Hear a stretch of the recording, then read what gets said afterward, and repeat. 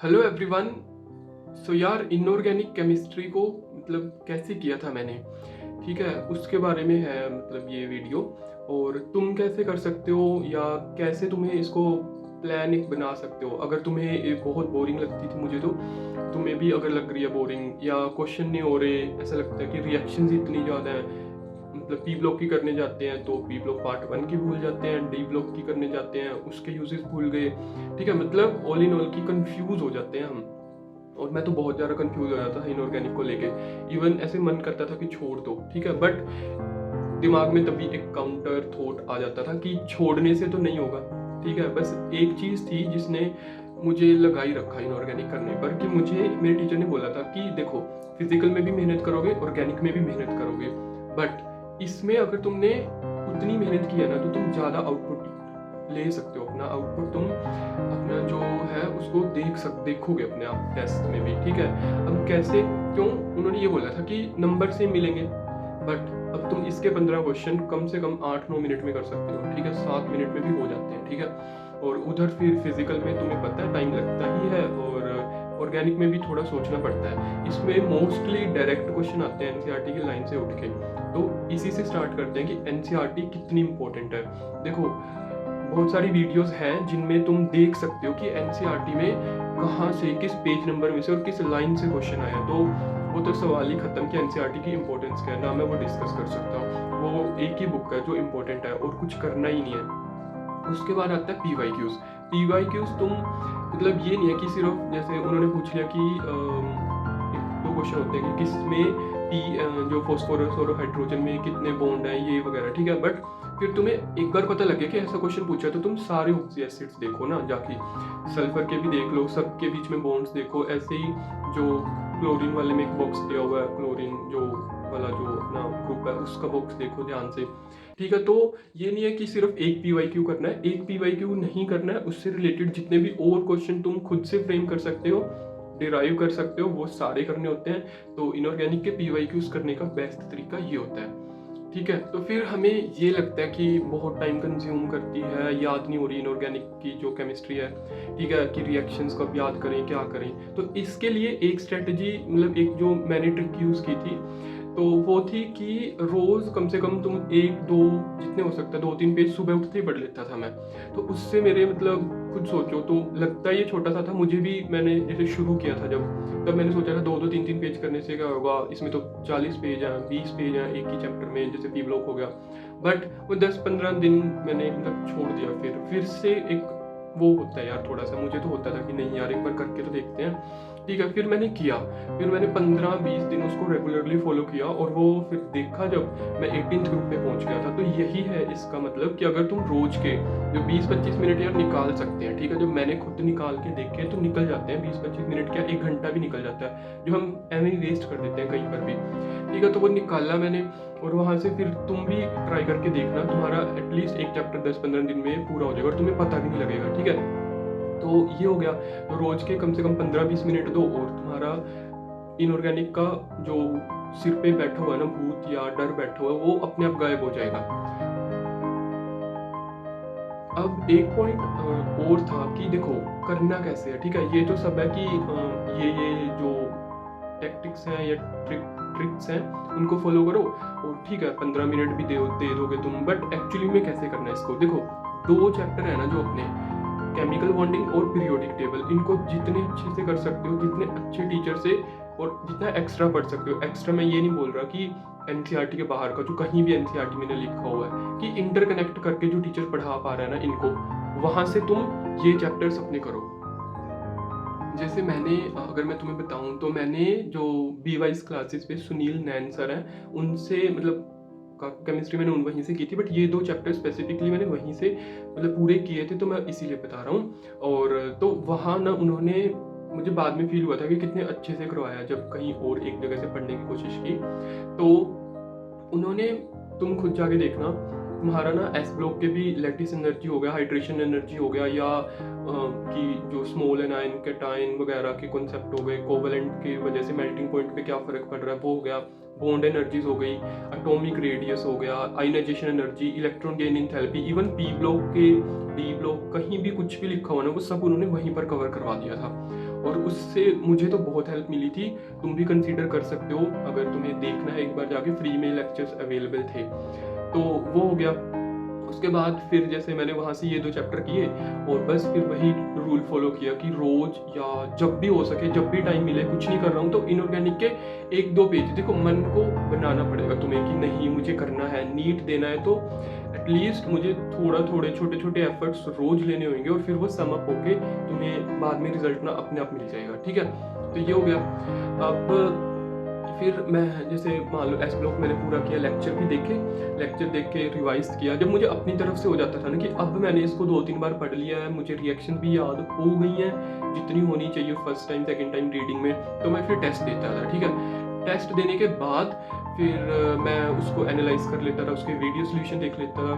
PYC दिए मैंने test भी, 2 टेस्ट होते थे तो वो दिए। उनमें से फिर जो क्वेश्चन पूछे गए ना मैं उनको एनसीईआरटी में हाईलाइट या स्टार मार्क कर लेता था। ठीक है, अपना जो भी कोड वर्ड लिख के, और फिर मुझे ये पता लग जाता था कि यहाँ से भी क्वेश्चन पूछा जा सकता है, क्योंकि फर्स्ट या सेकंड थर्ड टाइम में हम बहुत कुछ छोड़ देते हैं या हमें कनेक्ट नहीं करना आता लाइंस को कि कैसे क्वेश्चन पूछा जा सकता है। तो वो फिर वो टेस्ट दिया, उसके बाद एनसीईआरटी फिर से एक बार पढ़ ली कुछ दिनों के स्पैन पे, और फिर उसके बाद पीवाईक्यूज देख ली अपने। और एक चीज़ और मैंने की थी कि जेई के पीवाईक्यूज जो सोल्व हो जाते थे वो तो कर लेता था, उसमें मैं ये नहीं टेस्ट करता था कि कितने हो रहे हैं, कितना याद है, उसमें मैं ये देखता था कि क्वेश्चन कैसे फ्रेम हो सकते हैं। ठीक है, मैं यूजेस को बहुत निगलेक्ट कर देता था, बट जेई में जब देखा कि यूजेस में बहुत सारे मैचिंग के क्वेश्चन आ रहे हैं, तो वहाँ से फिर मैंने वो मैचिंग के क्वेश्चन कर, मतलब जो यूजेस के क्वेश्चन थे वो करना स्टार्ट कर दिया, यूजेस को एक अलग ही पेज पे लिख लिया। ठीक है, और अब एक चीज़ और तुम यूज़ कर सकते हो या काफ़ी बहुत हेल्प होगी तुम्हें, जैसे ना एक एक पेज बना लो, ओर्स का एक पेज बना लो, जो भी पूरी इनऑर्गेनिक के एनसीईआरटी में या कहीं भी एनसीईआरटी में केमिस्ट्री में ओर्स लिखे हुए ना, उनको उठा के अपनी मेटलर्जी में लिख लो, पेज वहीं लगा दो उस टेबल के पास में, और उनको जब भी रिवाइज करो इकट्ठे में रिवाइज करो, तो तुम्हारा वो झंझट खत्म।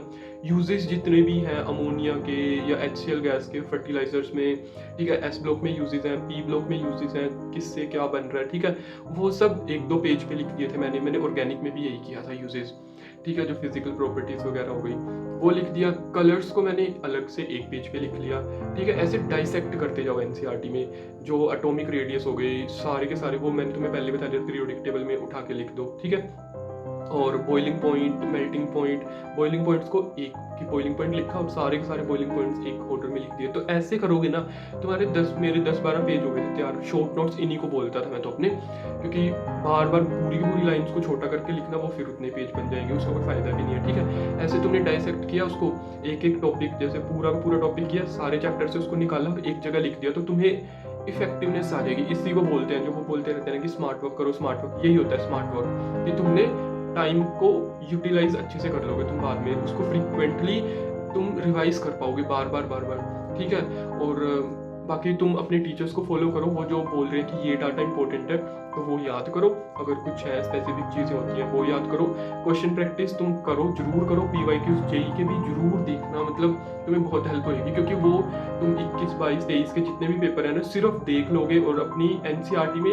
उनको नोट कर लोगे, जहाँ से भी क्वेश्चन आया जैसे एरोज बना दो कि ऐसा क्वेश्चन पूछा गया था, तो जब तुम एंड में उसको फिर से रिवाइज करने जाओगे तो तुम्हें एक ना व्यू आ जाएगा कि अच्छा ऐसे क्वेश्चन भी पूछा जा सकता है। तो तुम सीधा सिर्फ ये नहीं प्लेन रीडिंग करोगे, तुम क्वेश्चंस के थ्रू रीडिंग करोगे, क्वेश्चंस के थ्रू तुम एनालाइज करोगे, और फिर तुम्हें पता लगेगा कि एनसीईआरटी रीड नहीं करनी है, उसको लर्न करना है, बार बार लर्न करना है, रिवाइज करना है, फिर से लर्न करना है, रिएक्शंस को बार बार लिख के देखना है हाथ से अच्छे से, बार बार 1-2 बार तो तुम्हें पूरी एनसीईआरटी लिखी ही जाएगी तुम्हारी। मुझे तो ये लगता है, मेरा तो लिखा गया था एक एक लाइन, मतलब जल्दी, और बाद में जब रिवीजन का टाइम आया था, जैसे जो टेस्ट क्वेश्चन में गलत हुए उनको तो मिस्टेक नोटबुक में एक ही बार लिख दो और एक बार लिख के देख लो अपना, और उनको फिर बार रिवाइज करते रहो, दीवारों पर पेस्ट करो, या मतलब जितना हो सके अपने सामने रखना स्टार्ट कर दो चीज़ों को।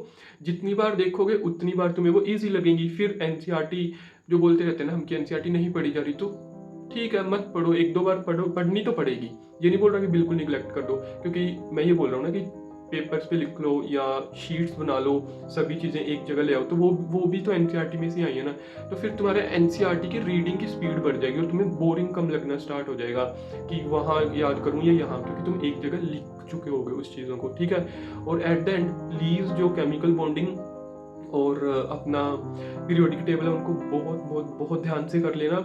वहीं पर तुम अपना जो पीरियोडिक टेबल में वो लिखना सीखोगे ना, इलेक्ट्रॉनिक कॉन्फ़िगरेशन या एलिमेंट्स के बारे में पढ़ोगे, वो तुम्हें कोऑर्डिनेशन में भी काम आएगा, ठीक है। और तुम्हें अपना जो डी एंड एफ ब्लॉक है उसमें जो कॉन्फ़िगरेशंस दी हुई हैं, इलेक्ट्रॉनिक कॉन्फ़िगरेशन, वो सब काम आएंगी। क्यों, गैडोलिनियम की जैसे आ गई थी, उसको कैसे याद कर सकते हो, 712 से मैंने याद किया था कि 7 1 2 होता है। तो वो एक ऐसे नहीं कि मुझे एक ही दम से याद हो गया था, वो जब 8-7 बार पढ़ा तो एक ना ट्रेंड तुम देखोगे खुद से, तुम्हें ना पता लगनी चीज़ें स्टार्ट हो जाएंगी कि अच्छा ये तो ऐसा है, यहाँ 0 0 0 तो इनको अलग कर लेता हूँ, ठीक है। तो वो कोई नहीं तुम्हें बता सकता, ना किसी की देख के तुम वो करो कि अच्छा इसने ऐसे किया था। तुम पढ़ो तो एटलीस्ट अपना एफर्ट तो लगाओ, तुम्हें भी अलग अलग चीज़ें पता लगेंगी कि अच्छा ऐसे याद कर लूँ, वैसे याद कर लूँ, या ये स्ट्रैटेजी फॉलो कर लूँ, वो तुम फिर अपना बनाओगे।